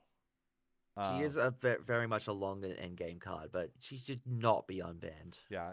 The other Like, thing as well is like you put your opponent in these awful situations where your whole field is kind of like You got to target them because you have to play the game. But if you target anything, they can always return it with the Althea, Mm. and you use a removal spell for nothing. Like it's so obnoxious to play against. If any game that went late, Althea was just the queen of the late game, or princess Yeah, of the late game, as the case may be. just pure inevitability. Um, Speaking of things that were pure inevitability, let's talk about chaos. I hate this card. You have fond memories of this card. I don't. I do. I do. So chaos, when he enters the field, you can remove 5 chaos or monsters, which is the more important one from your break zone from the game. And then when you do, your opponent has to sack a forward and discard 2 cards. So he's kind of free. But the actual problem is the special, which is Flare, which is mill 10 to your opponent at the point of damage. Yeah, so it's And important to note that the special's cost is S and mil 10, yeah, and the effect is deal your opponent a point of damage. yeah. So this paired with cards that were released the set prior in Raijin and Fujin. Um, both those cards, they both had different effects depending on the amount of cards that you had in your break zone. However, if you're familiar with the card Narcomoeba, basically what Narcomoeba says is if it's milled for any reason, you put it into play. Both Raijin and Fujin were Narcomoebas. If you milled them, you put them immediately into play. And not only that, Raijin gave both of your Narcomoebas haste to punch in immediately. Yep. So they're Narcomoebas with haste, and just so happened that mill 10 on Chaos was just enough that the conditions would be met regardless of what would happen with Raijin and Fujin, where you would always have the haste on them on the first turn. So this deck could turn Mm-hmm. 1, play Chaos, special once or twice for 2 points of damage, swing in with 2 hasters, have a loaded break zone, and for good measure, you discarded a card, and if you had a forward in play to try to play defense against an aggro deck, which is what you try to do normally, it also is dead. Yep. And also, playing against this was awful because what would happen sometimes is the counterplay to this is, well, if you misdragon them, then they don't have a break zone anymore, so they can't make you discard 2, and the Fujin and the Raijin can't enter. But Sure, I'll just do another special on the stack. Up, they they could, if they got the had the stack at the second edge. Chaos special in hand, you would get burned again, and you would Yeah. also you would be down even more cards because the Mist Dragon cost you cards in hand as well. Yeah. So the general idea behind the deck is that it basically had 12 copies of card name Chaos, so it could maximize on that special as much as possible to try And and just completely kill your opponent. But it was I like to describe it as a deck that attacks from a completely different axis. It's so kind of like also, Dredge in a sense. If uh, you're familiar with Magic the Gathering's Dredge, right? Dredge is a deck that doesn't want to actually have its deck in its deck. It wants its deck in its bin, so it could play purely from like the graveyard in the case of Magic the Gathering. But in this case, it's playing from the break zone. yeah, The deck it's is just did all of that, and so like I personally had spectacular times with it because I either won by turn 4 or I died by turn 4. So, I got to, get up and stretch my legs for a little while and, peruse and sort of relax and have a bit of a breather whenever I was playing this deck. But this is another card that is restricted, but the restriction is different to the Sophie. And this is actually a unique restriction to the Chaos in that if you are playing any copies of this Chaos specifically, you can only have a maximum of 3 job. Sorry, not even job. 3 card name Chaos in the deck. So if you're playing this Chaos, you could only have 3 copies of Chaos. and notably, I think this card is still playable. I It's do still not. pretty dangerous. I've experimented with it a little bit since the restriction, and it still does the thing on occasion. Yeah, it could still do some really crazy shenanigans. Like, it definitely should not be unrestricted because then the deck just comes back and it's just like, oh dear, what have we done now? It's probably even better Um, now, to be honest. Probably been yeah, like something it's printed it, since. it's even more. I would say it's even more dangerous now as well because it's just got so much more ridiculous stuff that it can do. Um, but yeah, it probably shouldn't shouldn't come back. I notice a lot of the cards that should not ever be unbanned are either light or dark cards. There's a good reason for that. Light or dark cards, if you're newer to the game or unfamiliar, are generally a lot more powerful than their colored counterparts. They push them a bit because there's a big downside to playing them. Yeah. And the upside is the other problem with them though as well from a design perspective is when they're good, if they're too generic, they go everywhere, which is what happened with Stern and Mhm. Mashiri. Yeah. And the card we're talking about next, which is Yuno. This is a pretty recent card. If you played in the last year, you're probably familiar with this card. Um, Mhm. The text box doesn't really do all that much. It doesn't really say a great deal, right? It's only got one ability. The cost is dull two active forwards, and the effects are you're either dull two forwards, freeze a character, or choose a summon or auto ability. If your opponent doesn't pay one, cancel it. Now, it doesn't necessarily read all that much or all that innocuous. However, when you have a board state that is very hard to target to begin with, and you're trying to get rid of it, and your opponent is putting a heuristic study tax on every single little move that it's you do. notably as well. It's better than a heuristic study as well because this is a heuristic study that says your opponent discards a card a lot of the time because and you can't float the Yes, one to pay for the next ability or anything like that. So if you don't have a backup to tap to pay for the one, which you probably don't have the backup because it was frozen last turn by the Yuna, um, you have to start discarding cards from hand. So you start playing this game of can I pay through the taxes? Uh, which you usually couldn't, because what would happen as well is there would be all sorts of board wide reactivation effects, such as Miwa. Miwa is a 2-cost 5k water forward with back attack, which means you could play it anytime you could play a summon. With the text box, when it enters, activate all your forwards. Yeah, and so you pair this with a lot of reactivation. The Miwa, Hooded Man in Cat 4 was, I think, the deck that really took off and broke with this. Yes. But, like, so you would go through all of these different situations, and effectively you would lock your opponent out of playing the game. And also, they would pay 11 for a Shantoto, 13 for a Shantoto. And it's like, even if it resolved, you're not winning that game. Yeah, Like, no chance. like they're gonna go, okay, cool. I'm gonna go next turn. Rosa, Cecil, tag Cecil, play another forward. That forward searches Yuna or picks up Yuna, play the Yuna. Did it, and right, all of a sudden now they've got four forwards again with a Yuna in play, ready to And just you're empty-handed yeah, and you have because you had to nothing. pay all the taxes to get rid of everything in the first place. Yeah. Incredibly frustrating card. You couldn't put forwards in the way to try to body block as well. So like Yuna also could push for game because you dull two of your forwards, dull two of theirs, so then you just go back to your turn, and that their stuff is dull, so you could go attack them. Yeah. One of the other things that was really amusing about this specific deck as well is because this was essentially the tier 0 deck of the format, everybody was playing it. So you had this massive, massive game of stack chicken. It's just like, I'm going to proceed to this phase. You going to do anything? Oh, no, okay, okay, cool, cool, cool. I got to move out of this phase and go into this one. You gonna do anything? Okay, all right, cool, cool, cool, cool. All right, I gotta go to my end phase. Are you gonna do anything? And the first person who blinked was the person who lost the game. It just created these absolutely ridiculous board states where you'd have,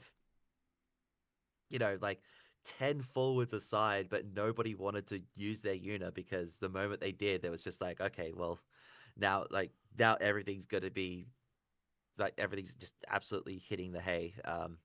Like the people would use Opus 15 Porum, which was also a Cat 4 card, to sort of like blank text boxes and the like. And, you know, it just created another ridiculous game of stack chicken. Like there was one point in time when that Porum was something like $50 to buy singles of because of this deck specifically. And it was ridiculous. It was unbelievable. Yeah. Una Uh, is insane. yeah. Card is insane. They should not have printed this card, basically. Um, she's going in. Probably can't be unrestricted. Honestly, if this Hmm. card wasn't $90 in full art, this would have been banned. Yeah, like Um, that's another thing. Like unit is a restricted card, so it's restricted to one copy. But and yeah, it it it, still it sees can't some be play, unrestricted. like in decks that should not have access to this set of effects. Yeah. Um, Speaking of having access to this set of effects, let's talk about Cecil. so Uh, Cecil and Rosa probably should be talked about together a little bit. yeah, We'll talk about Cecil. Um, so Cecil, he's a wind forward cost 5, um, and he allows you to, when he enters, you play a character of cost 4 for free, which means that he or refunds, less. yeah, refunds 4 of his own entry, his own cost, and then if your stuff is ever targeted, your opponent has to pay 2 to do so, which obviously pairs really well when your opponent is also having to pay 1 to do everything they do as well. So it just adds, more taxes, more ways of doing that. But you didn't ever Mhm. pay 5 for this. You were paying 2. And the reason of that is there's another Legend Cecil that tags into this from the deck for free. Then that one can be paid for 2. But that one to be paid for 2 has to be paid with multi-element. But no, it doesn't because this Rosa exists. Yeah. And This Rosa is this Rosa is a one cost 3K, which the first line of text is like the whole text box is really important for this card, but the first line is what made that Cecil basically 2 CP. The cost required to cast your category 4 forwards can be paid with CP of any element. Uh, because you were casting the Dark Knight Cecil, it got around the casting restrictions for elements because it specifically asked for an earth and a water. This one says, nah, you could just pitch a card to play it. Who cares? Even dumber is whenever a card named Cecil enters your field, you draw a card, and which you that can only do Cecil once would per turn. enter twice because it would enter on your turn and then it would enter on their turn, which turned both Cecil Yep. and Rosa into Vikings as 2 cost forwards that draw a card on entry, or 1 cost Yep. forward in Rosa's situation. And And one of those Vikings also played a 4 cost for free while yeah, doing that. and another little bit to add on to that is that forecast. If that forecast or less, if that happened to be a category 4 character, you'd activate 2 backups, so you get an even bigger discount on the bullshit. Yeah. So this is a weird one because these were legal and playable, and they saw almost no play after Opus 20 anywhere except for Australia, where we had a pretty notable Cat 4 pilot. Yes. Hi, Paul. How you doing? Hi, Paul. And then the Una deck came out, and people realized that the synergy with Una was crazy. But I also think that people realized that these cards were just too much value for what they were doing. They were really, really good, efficient threats that even if they were answered, it cost your opponent a lot more to answer these cards than it did to do them. And they also specifically cited Cecil was allowing players to cheat things into play that they weren't intending. Because you could skip the color restrictions on it. You could do what Paul was doing and play 6 wind cards and get a wind backup into play every game, thanks to using this to cheat into play his King Tycoons. And they did not like the restrictions that led to. So, both of these were banned. Cecil was banned. It's the only legend that has ever been banned. And they cited the fact that it was restricting design space in the future because Wind was going to be able to splash anything, along with the Mhm. unfun and the tax effect being problems, and the ability for the Earth One to tag into it. I generally think the game is better with this card banned. um, Yeah. but I don't think this card is as broken as anything in the can never be unbanned tier. Yeah. Um, It's one of those cards where it's just like it. If you keep on printing cards, like it's kind of one of those cards where it's if you keep printing cards, this card is going to become a bigger and bigger problem. We'll talk about another card which did that exactly the same sort of process in a second, but Cecil was one of those cards where it's just like every single card that you print going forwards has to be either underpowered because Cecil's playing it for free, or at a regular power level, but Cecil just makes it broken. So because Cecil breaks everything else, it got banned. And yeah, I agree. It probably shouldn't be unbanned. and I think Rosa, Rosa's a bit different. She still would be good because the problem Cecil for her is the Earth one. It actually really isn't even the Wind one that's the problem. yeah, And there was an argument that they could have hit that Cecil instead. And if they did, I don't think the Rosa is necessarily problematic. Yeah, like just the fact that you got a 2 CP 9K that you could immediately tag out into a 5 CP forward or any sort of other forward and get infinite value from it. Um, that like I do agree that there's the argument that the 20L Cecil could potentially go, and especially considering the deck that we're playing at the moment, I would say like the thing is like tagging. that Cecil is really cool and does a lot of like neat things, and it's a legend, so they don't really want to ban it if they can help it. And probably Mm, this Rosa, I don't think really sees play without it. So it's like they kind of left the cool and fun card in and removed the card that had the potential for degeneracy. I guess is kind of the best way of putting it. yeah, like Um, because it does.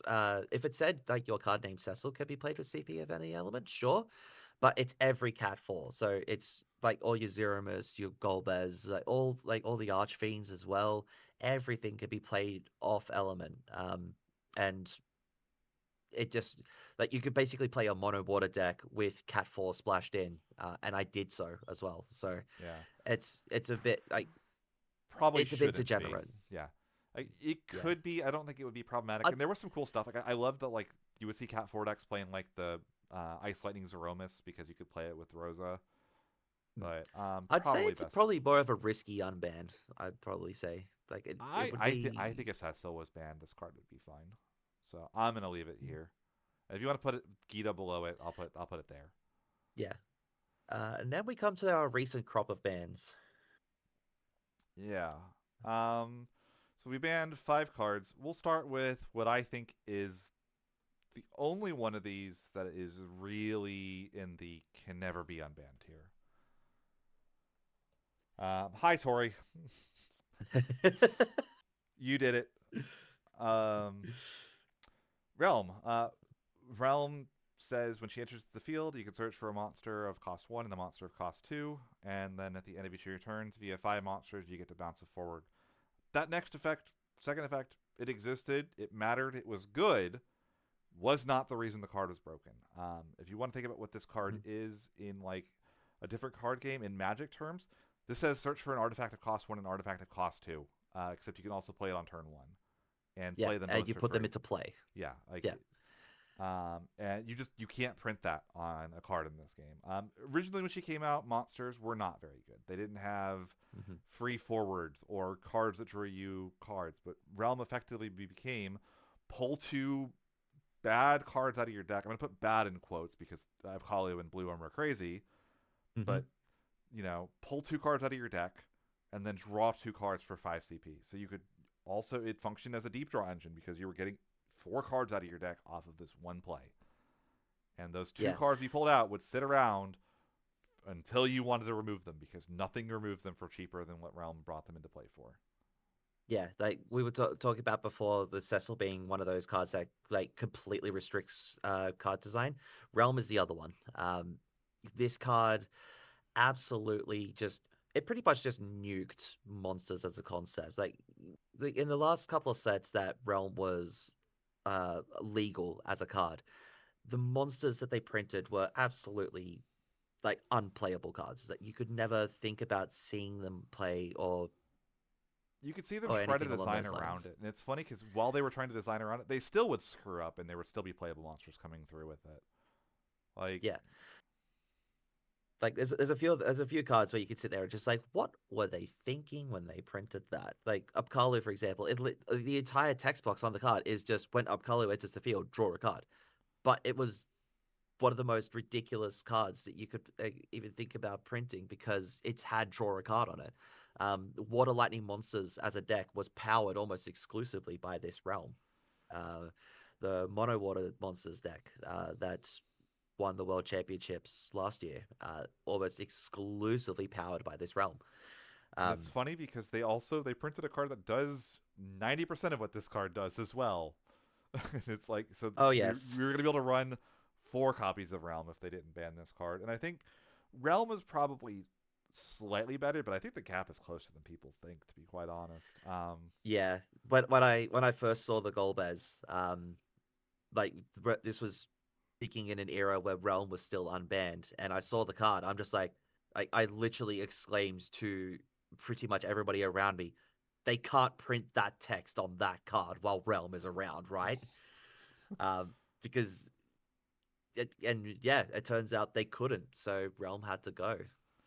Yeah. Um, To be fair, like, thank goodness. I know that like there are people that really like this card. She did some really cool and really fun things, but there is no like there is a card in the game that says choose a monster, break it, draw a card that costs 0 if you play to win forward that turn, and it is not cheap enough to keep up with what Realm does. yeah, it's And just not. that should be enough of like you basically have to Amont this or you have to Shantoto LB this. There is nothing else that trades into this evenly. Absolutely nothing. So yeah, and again, as monsters continue to get printed, there's only going to be targets that get better and better. As games go along, costs get cheaper as well. They're going to print more one cost and more two cost monsters, and when that happens, this card would have gotten better. Funnily enough, I've got a cube that I built with like every banned card in it. Realm is one of the cards that I played when they banned. I was like, oh no, now it gets to fetch Gesper in my banned cards cube. That's going to be a problem. um, Oh well. While we're on the subject of monsters, let's have a quick chat about Atmos. yeah, let's talk Atomos. So, Atomos is probably hilariously banned for being fetched out of the deck with Realm. Um, Yeah, Atmos died for Realm Sins, but but at the same time, we mentioned the Golbez just before. Golbez can get this out of the deck as well. So, um, for what it's just to worth, give you, so I I mean, think, to talk about the card, when you cast your second card, you activate 2 backups, so it's like a mini Rosa. And then on damage 3, you can make it a forward, and when it attacks, you activate all of your backups. And those are incredibly synergistic. Obviously, like you end up with so much extra mana every turn with this card. You would yeah, cheat it into play, and it would sit there, and it was basically like, if you're talking Commander, this is getting Soul Ring into play. Um, if you're talking in Yu-Gi-Oh, this is like having a searchable double summon. Um, like they're like, this is like if you could just put Ultimate Offering in play, like it does that much for you. yeah. I think the most apt reaction to a card, like to this card specifically, was when Mr. Cool, Alex Hancock, shout out to uh, statistically the greatest FFTCG player of all time at this point, um, when he blind reacted to this set that it came out in, Opus 16, Atmos was the first win card that was flipped over. He looked at it, he read it, and then he just started cackling. Like absolutely mad laughter because he's just like you can't print this text on a card, right? It turns out they can, and they did. And Mono Wind was probably one of the most dominant decks from this point until I want to say even relatively recently. It's still This good. deck, yeah, like this card would still just be absolutely destroying everything Yeah, in I front of him. think the thing that people like, I think it was meant to be a little bit of like a, let's make sure Golbez doesn't fetch this out of the deck. Let's also try to give a little bit of a lub tap on Mono Winds. I think Mono Winds a really frustrating deck for new players, especially to play against, because With and against actually, because it's really like if you want to try and like you say for example you're looking at top decks, it's like, oh, I want to try this mono win deck, and you just you try to start piloting it, and it's just like, okay, how do I do anything with this deck? Like yeah, it's one of the more high skill level, high tech decks that's really come out of the format, and the best players see will definitely see success with the deck, but it's not beginner friendly to yeah. play with or against. But what would happen a lot is the way you would beat Mono Wind a lot of the time is you would try to rush them down. You would try to do as much damage as quickly as possible, and it's almost gave them a Ferris level comeback ability to just like, I'm gonna be the moment you put them on damage 3, if you don't kill them, they're going to win the game. Yeah. Um, I think this is a card that probably would go under probably shouldn't be unbanned. Yeah, Um, like if as long or can be banned if another is it can be unbanned if another is banned. Like I don't like I think even because without gold. Golbez, I would want this banned Yeah, still. So I'm gonna put it in probably shouldn't be unbanned. Yeah, a lot of wind cards there. Yeah, it's. I mean, it's kind of one of. I think that wind is in kind of a weird spot in the game in general, which is probably what leads to that. Where it's like I think wind could use a bit of a power boost generically, which is why like I almost wonder if like Mione would be an interesting way of like trying to boost wind without breaking. Like it's hard though because like a lot of these cards, if you the only one that would you could unban from wind that wouldn't break storm decks is probably Cecil or make storm decks really really good. But I Yeah, don't but really Cecil's banned for other reasons though, say like I also don't because think the Cecil coming back makes Cecil's not a like. Let's. I'm just gonna put a caveat out there. Cecil's not a win card. he probably would. Like I'm gonna be honest. Like I played enough Wind decks. I would probably play Cecil in them if I could now. Like I would probably play this in Raffia now if I could. Yeah. Um, Tyro. Let's take a look at the controversial pick of the latest bannings. So Tyro is a 5 cost backup. EX burst. Search for any forward. If he's on the field, he makes any color of CP, so he helps color fix you. And then on damage 5, choose a forward, gives 2,000 power, which shockingly was pretty relevant. Like that, I would say that like that helped him. It wasn't a reason to play the card, but it was a very very nice bonus. It was not an innocuous buff. Um, and he's a consistency card. He helps you with all of your colors. He's a really bad first backup. Is like the thing that, and he's kind of Mm. slow. 5 cost backup. Not a lot of those seeing play now, and the reason why shows with Tyro. You can a lot of times get away with a 3 cost backup instead, but the combination of the color fixing, the obscene burst, the everything else, the card was really good. I always do laugh that like probably around Opus 20, Opus 20 to like Opus 22, I want to say, Tyro was kind of getting phased out and like stopped seeing some play. Probably like Opus 21, I guess. Like I thought Tyro was going like people were saying, oh, he's too slow, he's not that good anymore. Da, da, da. And then like LB started getting printed, and Luna Freya was printed, and the game sped up even more. So now the burst mattered more. And next thing you know, Tyra's basically a 3F staple in any deck touching Earth. Yeah. Like I understand like the sort of the thought process they were going for. It's kind of like, oh, it kind of fixes, it kind of fixes too much with like the decks that they were looking to pilot it in.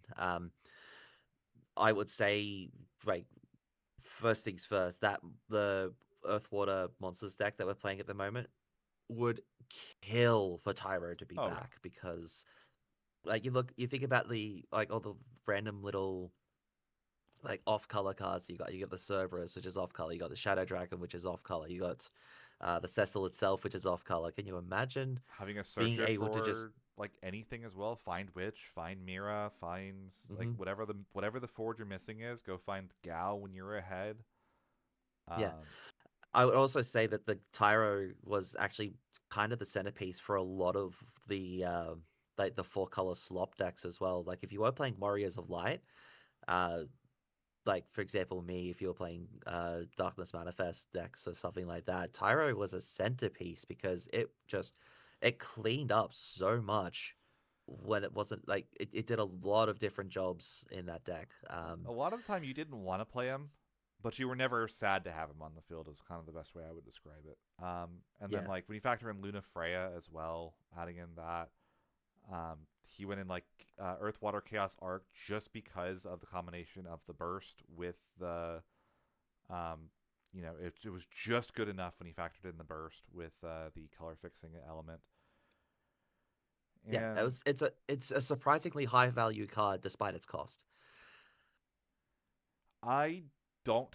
I understand the card being banned. I think that it's a very defensible decision to ban the card. But I think this is probably the second closest behind Sophie to being a card that could be unbanned. That's fair enough. I would maintain that it is a bit risky to bring it off the ban list, not just because it's a fresh ban, but also because um, like you think about as I was saying, like you think about all of the bullshit slop decks that everybody was playing at the moment. nowadays. Like Tyro was also really good even in just Mono Earth because it allowed Mono Earth to to color fix for all of their bullshit a lot easier. Like you'd see Mono Earth decks with 3 copies of Lev 6 as their only water card because well, because it was a burst, but also because they could cast it off of Tyro. Same thing with Amaterasu, right? They like the only hard fire card in the deck is the Amat because they can cast it off of a Tyro. So being able to just say, let's just cut the shenanigans out. Everybody should just try and play their own colors and go from there. And I you think feel that's you probably a feel good the call. impact on it when you're deck building. I will Oh say. yes, Um, and the yeah, last absolutely do. card that is restricted is my girl. Um, it's Refia. Beginning of your attack phase, activate all the Warriors of Light. If you activated 4, draw a card. Dull 4, choose a forward, put it on top or bottom of its owner's deck. This is probably next to Sophie the best control finisher in the game's history. Um, Hmm. she required a lot of heavy deck building investment. A lot of people did not like that the deck often had a bunch of incidental EX bursts. It had a tendency to be kind of bricky, which would turn off a lot of players from playing it, but also make it kind of frustrating to play against at times. I think its brickiness was very overstated. I don't think this deck was nearly as bricky as people sometimes made it out to be. Other people kind of like how it kind of was autopilot and how strong the late game of this deck was, which for the investment and the amount of EX bursts, because it was a 4 color slop deck, it got to play all the best summon interaction pieces in all those 4 elements. Um, and it was starting to get power crept when it got banned. I will die on that hill. I don't think this would be one of the best cards in the game right now if she was unrestricted. I think she would see Yeah, a lot but of play, and I think the biggest reason to ban her is momentum. I have played a lot of Refia. I've played basically competitive Refia for 2 years now. I've played her at Worlds twice. I've played her at 2 Oceania Nationals. I played her before she was considered the best deck in the game. I played her starting. I have deck profiles starting at Opus 20 for this card on my channel. I played a lot of this card. Um, I don't think it would be easy for them to print a deck that would get me off of playing this at events, which means that it's going to be very hard to sell me cards in the future. So that is fair. I Um, think that's a good I reason do to do also it. think, But yeah, yeah, like I personally think I wasn't as big on Breffia as you were obviously, but I was very familiar with the deck, both playing with and against it. Um, the I think that's like yeah, like Refia has probably behind Mono Wind the most powerful end game in the history of the game. uh, Um, Leo is up there as well. The 1 cost Leo and Mono Wind, or like any wind deck really. I think Ice Wind yeah, also has an obscene late game, but yeah, like that's probably the only deck that has like a better long game or end game plan than what Refia did. Um, I think that like on your point of talking about selling product and stuff like that, Refia is a two-time world champion. They announced that they were going to start thinking about world championship decks and the like, and they printed the 2024 world champions deck sometime mid 2025, I believe, probably about a year ago now, or maybe like 10 months ago or something like that. And then Refia goes ahead and wins another world championship. Um, yep. and then everybody was sort of looking at it as just like, okay, so the first world championship when we decided to do these world champions decks was won by Refia and Monsters, and the second one was won by Refia and Monsters. So Realm is also a two-time world champion up there. Um, they they they simply can't do that twice. It's For just what printing the it's exact same worth, decks again. I'm not sure they would have anyway. From what I understand, a lot of Japanese like card shops were not very happy about the World Championship decks, especially if they buy and sell singles. A lot of them stopped buying it. Like they took Clive off their buy sell list, where they wouldn't buy Clives when that product was announced. So I do think there were other ramifications to that might have like Mm. changed the circumstances surrounding that. But yes, it also would have been about 80% of the same cards being printed. Yep. So, Yeah. Like, don't get me wrong. I think it's like the World Championship decks are a fantastic product for new players. If you are just starting into the game and you want to start looking into competitive Final Fantasy TCG, the World Champion decks are probably the best sort of product to sell, like to get you learning high powered decks that you about 80% of the cards you can still use today. Um, but yeah, they simply can't print the same decks twice. It's yeah. I mean, I think there's a lot of good ways to get in. That's something that we've kind of discussed a little bit, having a future episode on. For that to happen, though, I probably need to spend some time on Materia Hunter, building some kind of budget lists. If you've just made it this far, and you're like, I haven't played before. Honestly, like, I don't think you can go wrong with either the two newest starters, either as like a decent baseline. Mhm. There's good cards in them that you'll take forward with you no matter what you pick up. They play against each other very well. They're pretty balanced, I think, as far as that goes. I think the Water Fire one is a little bit better as far as upgrades go. Like, Water Fire is a real deck, and Earth Lightning isn't really. But I mean, a lot of the cards in the Earth Lightning deck you could just move into other legitimate decks anyway. Yeah, the Water Um, Fire deck is probably the easiest one to modify right now. but all yeah. So like I do think that's good, and I think that like there probably is a way of taking this, like, even with the restrictions, you can probably build some kind of a decent deck with like a couple, 10 swaps from the World Championship deck, and you can make it probably pretty playable, I imagine. Yeah, Um, absolutely. Probably pick up 3 Yunas and play the FF10 starters, another option if you wanted to get into it relatively easily.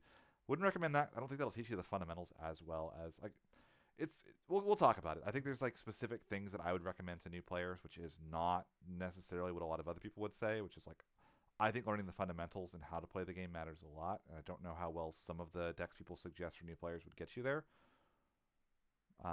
If you wanted to like be a Yeah. good player and like kind of learn how to play Final Fantasy and not how to learn how to play a specific deck, if that makes sense.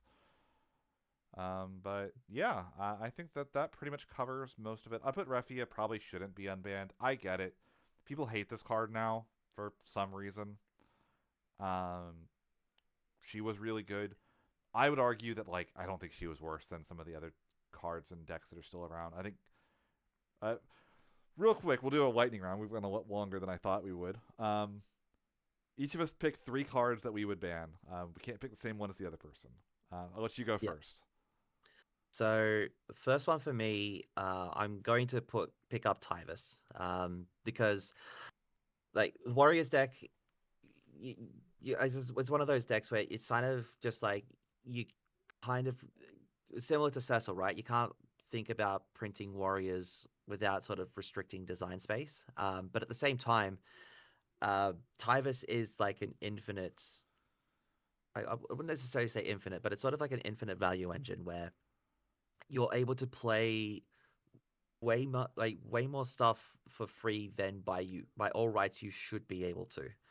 Um, Warriors the warrior deck itself will be fine. It still has access to Volca, so you could still search like you have the Volca to search for 2 warriors and then play one of them for 3, like for essentially free.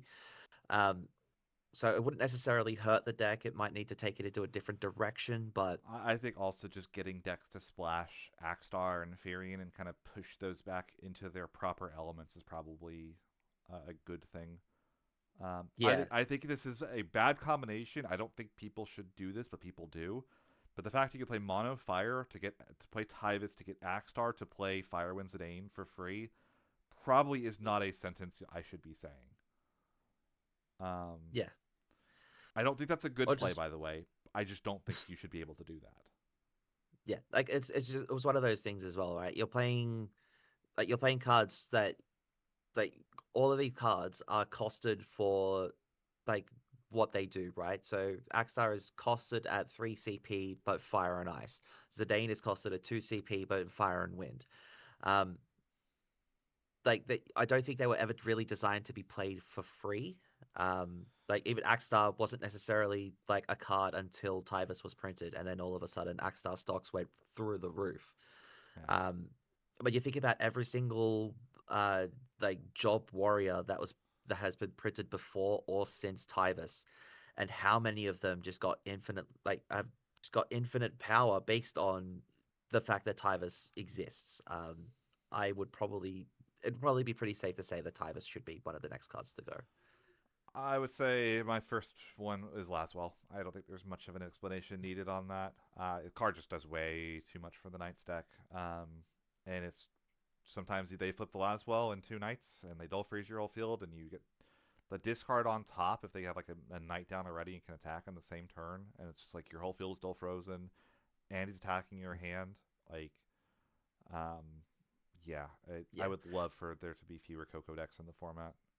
Yeah, there's two different games when you're playing against Knights. There's the games where Lastwell does see play, like does hit the field, and there's games where Lastwell doesn't hit the field. And it seems like every single matchup is swung like 60 to 70% in either direction, depending on whether or not Lastwell hits the field. It's like there shouldn't be that much of a swing solely around one card. Yep.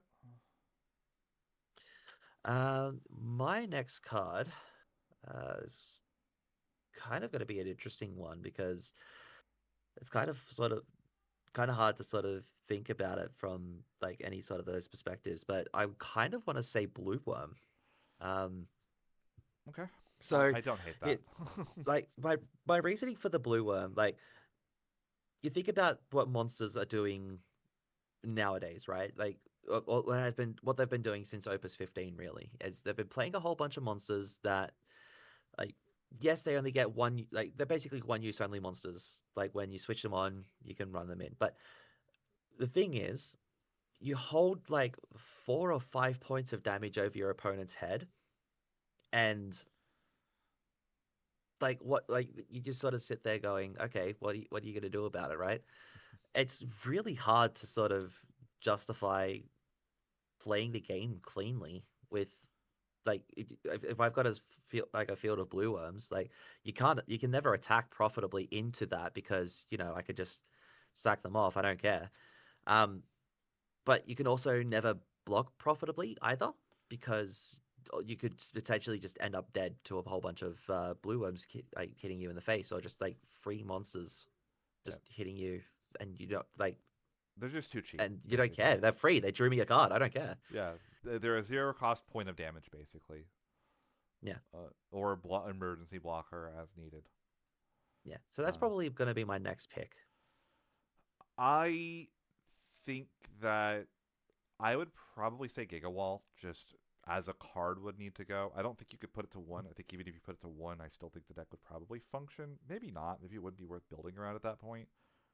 But man, Ultimate Shield is just an absurd ability. Like that shouldn't have been printed. The card costs 7 but generates 10 CP worth of value. So even if your opponent killed it, you got more out of it than he put into it most of the time. Like it's not uncommon to play Giga Wall, end up with 3 backups and 4 cards in hand. Like you can't do that. Like that's not a thing that exists normally. Oh, and 2 crystals as well. So Yeah. Or even without the crystals, like you could just also just like you could search a Mott potentially, or like there's so many good 3 cost backups that search. Um, it's hard to counterplay like cards like Gilgamesh, um, or Axstar when you can't target them because there's a chance that by the time the targeting resolves, it'll fizzle thanks to Ultimate Shield. Yeah, it's a really, really, really powerful card that's hard to match. And I don't think it necessarily even has been matched. Like I don't. It's one of those things I don't know why it's disappeared to some degree, um, but it kind of did, and I don't like. Yeah, it's so powerful. yeah, yeah. Um, I think my third card of choice, um, it's going to actually be a new card, and it's going to be kind of a shock, I would probably say, but it's actually the 6-drop lightning for the Army of One decks, right? So hear me out on this one, right? We were all upset about chaos and all the BS that it could potentially pull off with, putting cheap fours into play with haste and you never being able to deploy anything to get rid of it, right? Lightning pretty much does exactly the same thing, except instead of making your opponent discard 2, you draw 5.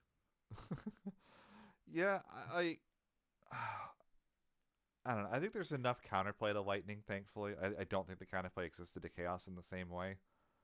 thanks to the sheer amount of damage you would take on the first turn, the Mm. actual ability to have name diversity in your forwards.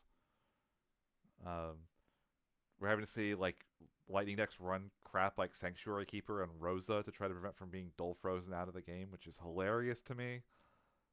Yeah, But it does say draw five, and draw five is a very scary line of text. yeah, like it, and not just that as well. It's also draw 5, kill a forward, draw another card. Yeah, That's like it's that. hard to That's block, which is like yeah. Like I just think it's kind of just a dangerous card, to be honest. Like when you're thinking about, like, you think about the cards that are basically like single card engines, right? Like Chaos was technically a single card engine. Like, even though it had a whole bunch of friends around it, it was the engine that fueled itself. It's I'd also call Stern Leonis essentially a single card engine. Like, yes, it pumped, like, it did a whole bunch of stuff with all of the cards around it, but it itself could just function on its own. That Lightning is in essence a single card engine. eh, maybe. I'm not as convinced on that one, but I respect the idea. Yeah. I think my last one's probably personal. I have beef with this card. Opus 16 Zidane can fuck off. um, it's so frustrating to play with and against. It's arguably too good not to play in specific metas. It's um, it feeds itself. If it gets better, the best thing it can steal is another copy of itself. A lot of the time, uh, it's frustrating. It can spike like your. I've seen it spike Sophie, and they go, "Cool, I'll just leave that removed from the game forever." Um, it'll spike I've spiked Four who's Color Warrior of Light off of it. yeah, I'll admit spike that. four That's color warrior of light. The thing almost cost me a world's invite last year by stealing a Mist Dragon in a situation where the mono wind player had no other answer to what I was going to do next turn, and he hits freaking Mist Dragon off of Zidane, which is the only card that could have answered what I was doing. Like, well, I there hate the we card. go. I like. I went to Worlds last year. I played it. I stole 8 cards from my opponent, 7 of which were backups that I couldn't play. He played his own Zidane in that match, and he stole. I think he only had 1 card removed from the game for me at the end of the game because he played all the other cards, and they were all like Azura, Lulu. He stole 2 of my Lulus with that, which Uh, like if you know anything about Mono Wind, you can't play Mono Wind without Lulu. Yeah, no, I think that it's just toxic. It is so unfun to play against. Um, before we go, there is a spoiler on that that came out note, today. We'll while talk about we're another talking about Zidane. yeah, while we're talking about Zidane, IGN gets a legend spoiler every set. There's spoiler this time was the tapestry Zidane. I swear, if you call this a stained glass in the comments, I'm going to be upset. It is not stained glass. It's a tapestry. Um, 2 cost Tantalus Member Thief, 5k. If you cast a card removed from the game, you do 5k to a forward. ETB and attack, impulse draw 2, remove the top 2 cards of your deck from the game. You can cast them this turn. First time I read this card, I was like, this card is awful. And then I started reading it and I realized, oh, that second ability is enter and attack. That's not just enter. yeah, Um, that was sort of my thought process as well. I was just like, oh, when Zidane hits the field, you can exile the top 2, you can cast them, and it's like, oh, I mean, like, it's okay. yeah, it's I like mean, it's fine. I'm like, you know, okay, what would I pair it this? fuels itself, and it, like, it kills something, and it's It's not like legend rarity worthy, and it's like, and then you see the attacks text box, it's like, oh, okay, that's a lot better. Oh, holy crap. yeah, it's funny because like even like I was like, okay, I can see why this is a legend. Like, okay, I got to pair this with like Len, like Shantoto, Man in Black, like what are the like the cast, the Brew from Game stuff, and it's like, oh no Yeah. no no, he just does it by himself too. Disgusting if you can give this thing haste, like impulse draw 4 in the same turn. And fire is an element. Impulse draw is Sage to give it haste. Belias, the give him haste and first strike, make him basically impossible to block. Haste Goblin is a thing as well. Like there's so much haste and fire. Um, you know this. One of my favorite cards in the game is Len. I think the card is so much fun to play with, and I think she's really powerful. This is kind of like a fire version of Len, with a different Mm, upside. yeah, so as you are well aware, I'm not as high on Len as you are. I don't particularly rate the card, but here's what I'll say about like about the two cards. So Zidane and Len are the same cost, are the same power, and they do very similar things. They both like impulse draw and let you play the card till the end of the turn. Um, there's two reasons why I like Zidane a lot more than I like Len. The first one is you could play this in your first main phase, and you can get the two cards and you can cast them in the first main phase and be able to do stuff. The second one is it allows you to do something while you're casting cards that are removed from the game. Like being able to 5k pings. 5k is not an insignificant amount of damage. Oh no, that rounds out. Like if you spike like the free cast Ifrit off of this, like when you play it, get a free Ifrit. Okay, cool. Yeah, 12k, you're forward. yeah. Like it's not an insignificant amount of damage.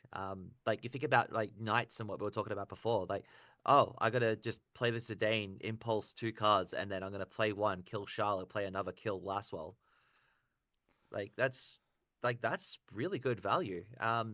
And then the fact that it's an attack trigger, it could just keep on like I kind of like when I'm comparing the card to Len.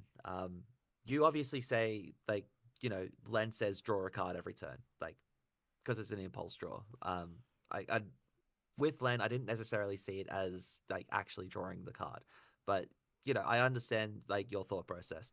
With this Zidane, I actually genuinely do see it as draw two cards I don't think it's going because to be two. I basically my experience with Len is about half the time you get a good card. It feels like, which works really yeah, well when you do flip two of them. yeah. So yeah, I feel like you've got like almost like an 80% success hit rate for one card, like one of the cards being a card that you want to actually play.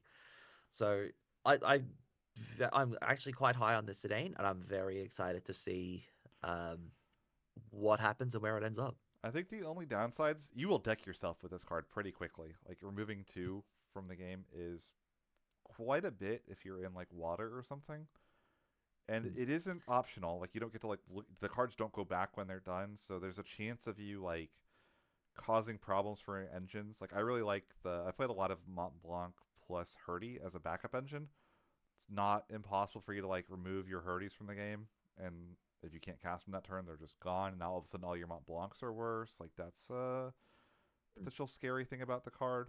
Um, you could say you're playing. You wouldn't do this, but like sometimes people be greedy with like King of Bermesia, where they'll use that to like as a part of a backup engine, and then they'll like run like two RNAs with it. Well, you could hit both RNAs with this, and you're not casting an RNA for 7 or for 6, and then now yeah, your King of Bermesias are kind of dead cards. So there's it's not free, but it's pretty close to it. Um, yeah. Like I feel like there's a lot of value. I wouldn't necessarily rate this as highly if it didn't have that first line of text. yeah. Like the fact that it actually ties something into the cards that you cast that are removed from the game. The fact that it actually does something with that, that I think puts a lot more value on the card. Are you disappointed this doesn't play with Cat 9 at all? Yes and no. Um, like Zidane, like I think there's only been like two or three Zidanes that actually play nice with Cat 9. Um, throughout the history of Zidane's being printed. But at the same time, like Zidane's being able to like do chaotic broken bullshit has just kind of been what Zidane has done. So like you were talking about being upset about the Opus 16 Zidane being in the Yep. format. Well, how about another Zidane that could potentially do chaotic broken shit? I mean, I will say I don't hate the idea of a water fire core with this, and like Hmm. you can squint and play Steiner Vivi in that deck. Yeah, like Uh, it's definitely valuable.